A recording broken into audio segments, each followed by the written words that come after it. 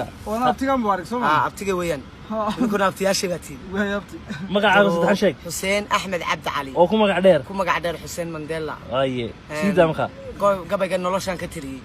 waxaan yiri duruuf adag baan ku koray daryeel hooyana mehelin dadaalabana ma arag toliyo xididi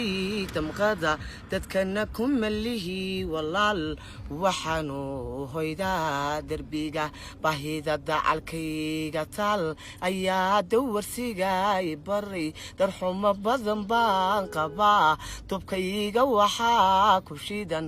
dabku waayuhu isuray hal doora mar baan lahaa damiirta gambaan lahaa inaan dadka caawiyon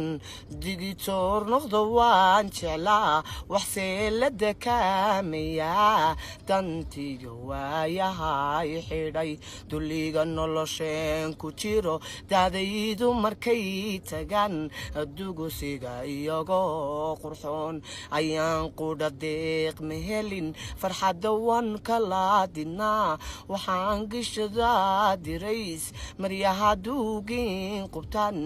duxiyooyigaan macuno tugaag waxaan qaybsanaa hambada aadaadisaan barbadaacunu go'ay markay waayin dabiibi qarbii dhaxamuhu dilen tufaankiyo qabowga daran barbaadada soo rogmaday habeen dumayuu la tegay nafdooda barbaabadalay markay dunidii naceen aqoon-yahana maadarsan xallada derbi jiifku yal digriga culimada ugo dar alle nooguma hadlaan dastuurkuna uuna gabay qoraalkuna uuna digi dadweynaha uma bandhigo ciilkiyo dacaskaana dhiibay waxaan calanyahow dushiyo daruurta kasoo lushan darxumo hoostaada tal lugiyo